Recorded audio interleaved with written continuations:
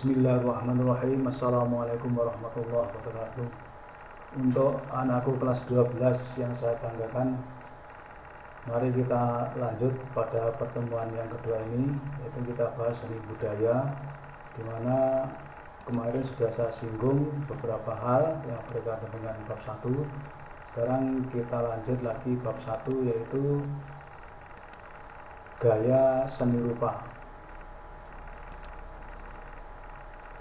Gagasan atau ide berkarya seni lukis dapat digali dari mengekspresi objek, benda, atau sebuah peristiwa dan aktivitas makhluk hidup beserta alam sekitarnya. Seni lukis memiliki beragam aliran yang semakin hari semakin berkembang. Jadi gagasan atau ide berkarya seni lukis dapat digali dari ekspresi objek, benda. Maksudnya gimana? Maksudnya kita akan melukis sebuah ekspresi dari benda atau objek yang kita lihat pada waktu itu atau pada saat yang sekarang. Kemudian kita akan menuangkan dalam lukisan itu, namanya adalah ekspresi. Mungkin kalian suatu saat pas melihat keramaian di pasar, di sana ada orang yang sedang tawar-menawar dan kamu tertarik untuk melukis, maka peristiwa itu dapat kamu lukiskan sedetail mungkin, baik bentuk pasarnya atau lokasinya maupun orang-orang yang ada di sekitar yang kamu lihat tadi. Nah, oleh karena itu melukis itu merupakan ekspresi jiwa.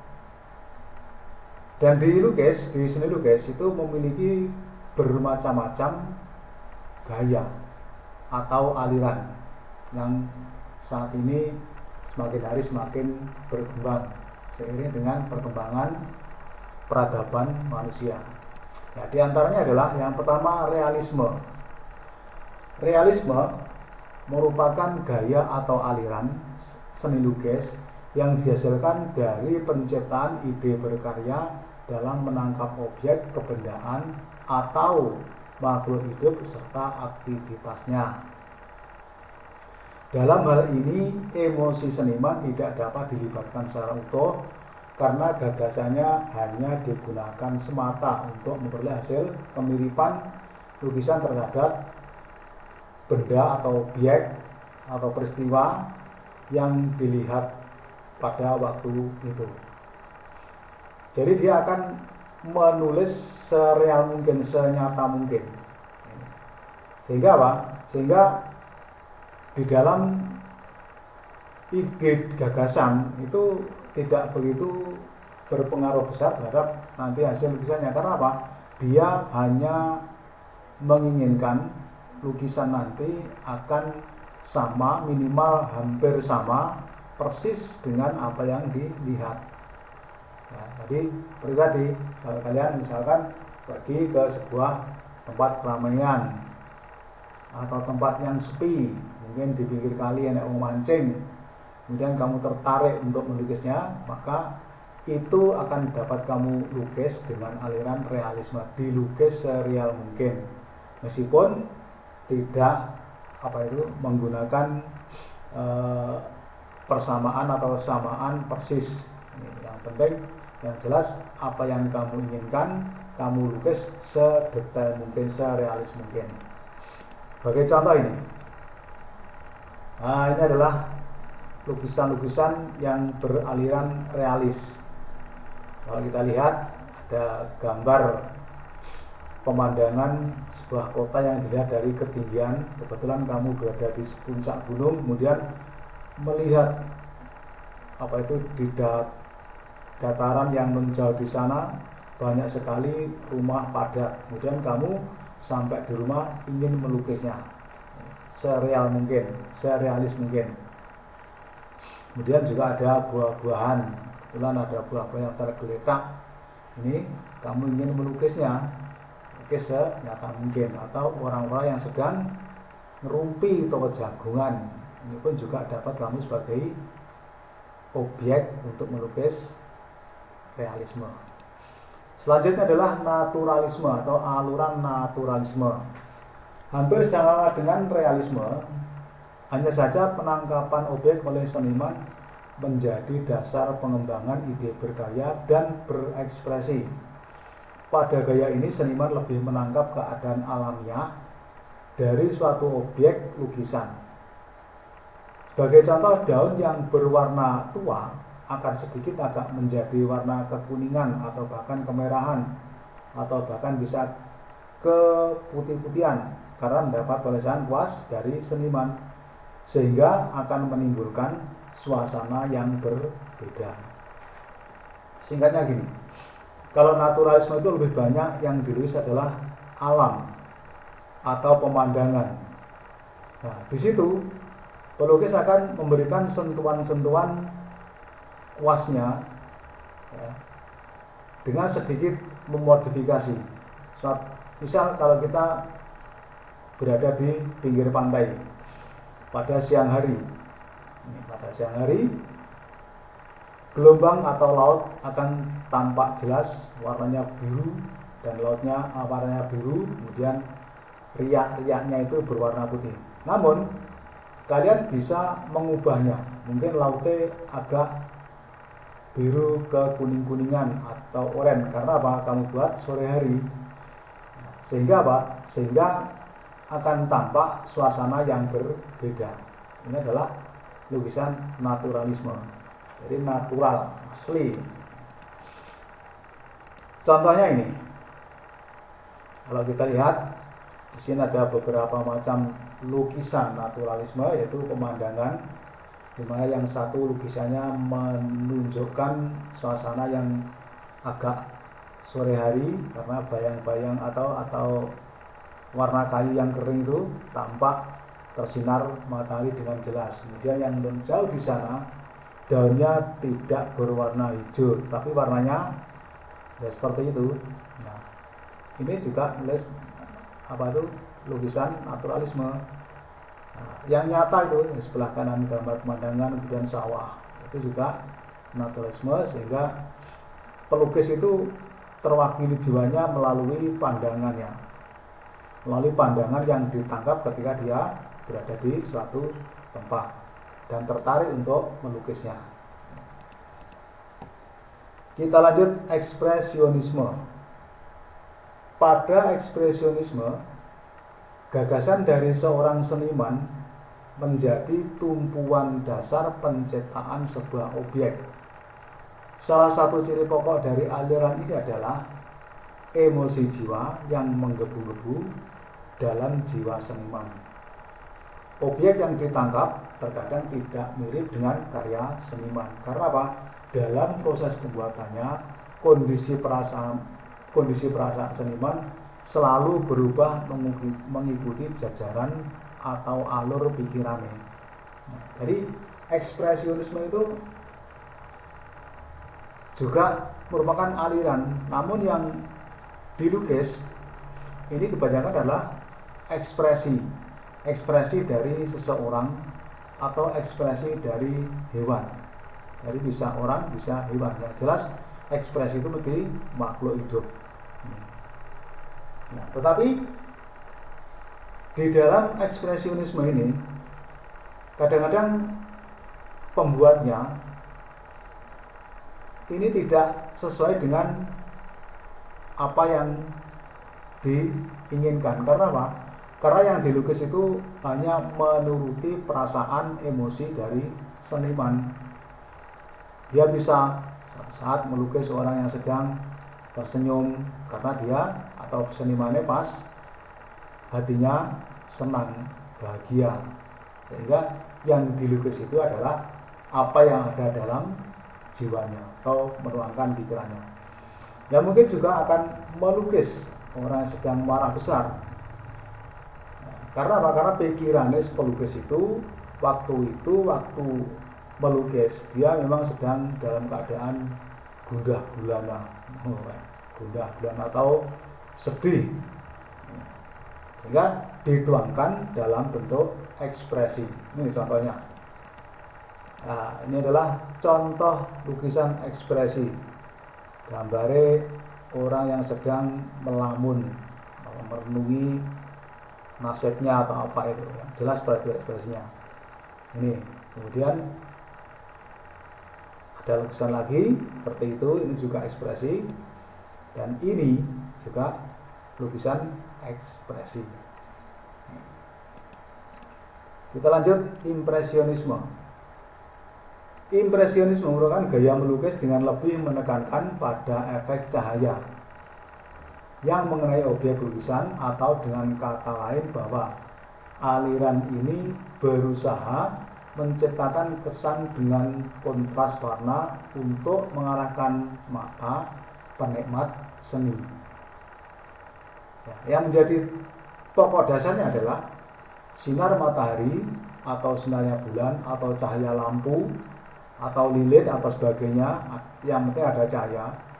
Itu cara menggali dan mengadaptasikan gagasan dalam diri seniman. Singkatnya begini, seorang pelukis impresionisme ini akan lebih banyak menggunakan model efek cahaya. Nah, kalau kita melukis gentong misalkan, ini kalau kita berikan arsir dengan efek cahaya, maka lukisan akan tampak seperti 3 dimensi. Berbeda dengan lukisan gentong yang tidak diberi efek apapun, dia akan terlihat lukisan biasa, putih, tidak ada efek yang lain. Tapi dengan menggunakan impresionisme ini lebih banyak menggunakan efek cahaya, ya ayang-ayangi bayangan, gambarnya harus ada bayangan. Kemudian penyinaran, misalkan ada apa itu, orang berjalan menuju ke timur, terus matahari berada di sebelah barat, itu juga harus tahu kita di mana kita membuat impresionisme atau membuat bayangannya. Ini ya, jadi contohnya ini adalah contoh lukisan impresionisme. Kita lihat pada gambar yang pertama ini. Ini adalah ada orang berkerumun di sebuah tempat dan dikelilingi oleh air, di mana di dalam air itu ada perahu, kemudian ada bayang-bayang airnya seperti tampak air bergerak yang ada bayangannya. Demikian juga yang ini juga ada apa itu, lukisan yang tidak begitu bagus, tetapi dengan gaya impresionisme maka lukisannya ya tampak bagus. Matahari ini warnanya seperti itu, merah, kemudian di bawahnya karena ada air itu diberi bayang-bayang atau sinar yang menyinari air. Kita lanjut, surrealisme. Surrealisme mendapat perhatian besar bagi para seniman yang senang mengungkapkan hal-hal yang tidak nyata dalam alam semesta. Imajinasi khayal tingkat tinggi yang biasanya sering dituangkan dalam pembuatan karya seninya. Sebagai contoh, membuat lukisan kehidupan di luar bumi atau kehidupan lain dengan berbagai daya khayalnya. Surrealisme ini maksudnya gini, seorang seniman ini akan melukis apa yang terdapat di dalam angan-angannya yang tidak ada di dalam bumi. Nah, kita bisa melihat, kalau kita sering melihat apa itu, film-film kartun gitu ya, banyak sekali dunia-dunia yang tidak ada di dunia, banyak sekali, seperti Naruto, orang itu termasuk lukisannya surrealisme. Karena apa? Banyak sekali yang imajinasinya yang tidak ada di alam semesta. Kemudian contoh-contoh lain, Barbie dan lain sebagainya yang pernah kami lihat di TV-TV itu. Ini pakai contohnya ini. Nah, ini adalah gambar-gambar contoh lukisan surrealisme. Wong miber dengan gaya seperti itu, di bawah belakangnya terdapat itu. Nah, yang tidak mungkin hal ini terdapat di dunia nyata. Ini jalan menuju ke mendung atau ke langit yang tidak mungkin dan tidak ada di dunia nyata. Jadi kalian bisa lihat, ini adalah contoh-contoh lukisan surrealisme. Kita lanjut, abstrakisme. Abstrakisme merupakan aliran seni lukis sebagai pengungkap kondisi kejiwaan dan mental seniman pada saat dan kondisi yang diinginkan tanpa melihat wujud dan isi karya. Abstrakisme adalah luapan emosi yang menggunakan penekanan ujung kuas bervariatif baik arah maupun warna goresannya. Jadi namanya saja abstrak. Abstrak ini lukisannya ya secara karu-karuan kalau menurut pandangan kita. Tapi bagi para penikmat seni lukis, abstrak itu meskipun lukisannya hanya seperti orang ngawur, tetapi di dalam lukisan itu banyak sekali mengandung nilai-nilai seni atau jiwa seorang pelukis.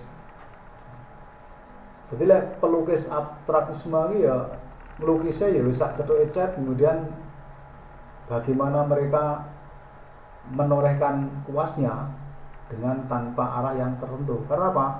Mengikuti kondisi jiwanya. Ketika nulis dalam keadaan marah, dia juga akan melukiskan abstraksi, ngorek-ngorek kertasnya atau medianya dengan kanvas, tapi dengan kuas yang berantakan karena jiwanya dalam keadaan pas marah, pas goncang.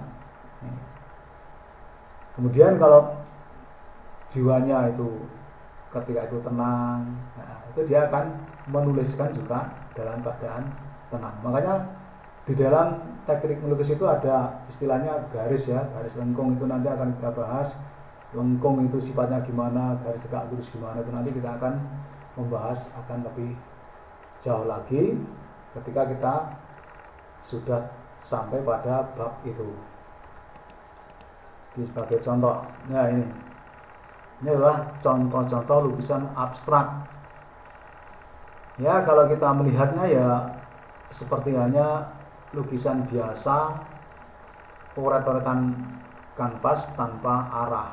Namun sebenarnya semuanya ini mengandung nilai seni, nilai emosi, akan dipelajari oleh para penikmat seni.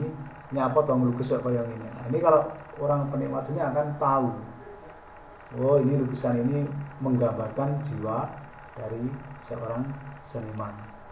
Mungkin itu dulu yang kita terangkan, saya terangkan. Kita akan sambung lagi nanti di lain waktu. Sekian, assalamualaikum warahmatullahi wabarakatuh.